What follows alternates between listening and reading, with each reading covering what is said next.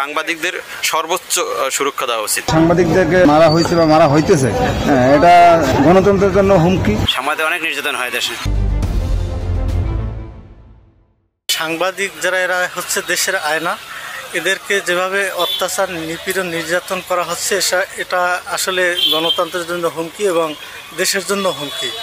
আসলে তাদেরকে নির্বিঘ্নে কাজ করতে দেওয়া উচিত। তারা আসলে সমাজের দুঃখ দুর্দশা এবং সামাজিক যে কর্মকাণ্ড তারা আসলে মানুষের কাছে এটা তুলে ধরে। তারা এই সাংবাদিকরাই দিনরাত পরিশ্রম করে যে কোনো কিছু আমাদের সামনে ফুটিয়ে তোলে, সেটা হচ্ছে দুর্নীতি হোক বা যে কোনো কাজই আমাদের সামনে সর্বপ্রথম সাংবাদিকরাই নিয়ে আসে। তাই আমি মনে করি সাংবাদিকদের সর্বোচ্চ সুরক্ষা দেওয়া উচিত। সাংবাদিকরা তো দেশে অনেক দুর্নীতি তুলে ধরে, তাদের রিস্ক নিয়ে, জীবনের রিস্ক নিয়ে অনেক কষ্ট ক্লান্তি করে, এতে তাদেরকে নিরাপত্তা দেওয়া উচিত। আসলে সাংবাদিক অনেক নির্যাতন হয় দেশে, তারা দেশের মানুষের সুযোগ সুবিধাগুলো তুলে ধরে, অনেক নির্যাতন হয়, সমাজের যে খারাপ কাজগুলো হয় এগুলো তারা তুলে ধরে, এই তুলে ধরতে তারা অনেক নির্যাতিত হয়।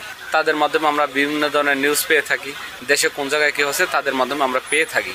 কিন্তু তাদের উপর যে অন্যায় অত্যাচারগুলো করা হচ্ছে এগুলো আসলে জনগণের জন্য খুবই হুমকির মুখে, ঠিক আছে? এগুলো আসলে ঠিক না। এগুলো তাদের উপরে যে অন্যায় অত্যাচারগুলো করা হচ্ছে তাদের প্রতি আইনগত ব্যবস্থা নেওয়া হোক। বসুন্ধরা টিস্যু, অশুদ্ধতার বিরুদ্ধে এক বিন্দুও ছাড় নয়। সাংবাদিকদের আহত করা গণতন্ত্রের এটা আমার কাছে খুবই ভালো লাগে না, কারণ তারা আমাদের জীবনের একটা আয়না। তাদের কাছ থেকে আমরা অনেক কিছু দেখতে পাই বা শিখতে পারি। তাদের মাধ্যমে অনেক খবর, আমরা যা প্রতিনিয়ত দূরে প্রবাসী থাকি বা বিদেশ থাকি বা বাইরে থাকি, তাদের মাধ্যমে আমরা অনেক কিছু দেখে দিই। এই যে সাংবাদিকদেরকে মারা হয়েছে বা মারা হইতেছে, এটা গণতন্ত্রের জন্য হুমকি। এটা মানে আমরা ভালো চোখে দেখতেছি।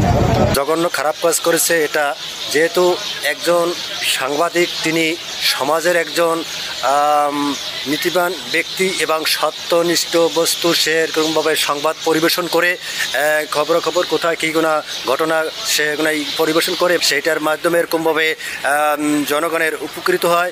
সেহেতু যদি এরকমভাবে নৃশংসভাবে এরকমভাবে গলা কেটে হত্যা করা হয় এটা একটা সাংবাদিকদেরকে, তাহলে সত্য মিথ্যা যেগুলো ঘটনা পরিবেশন করবে সেটা তো তারা নিরপেক্ষভাবে সেটা তো পারছে না।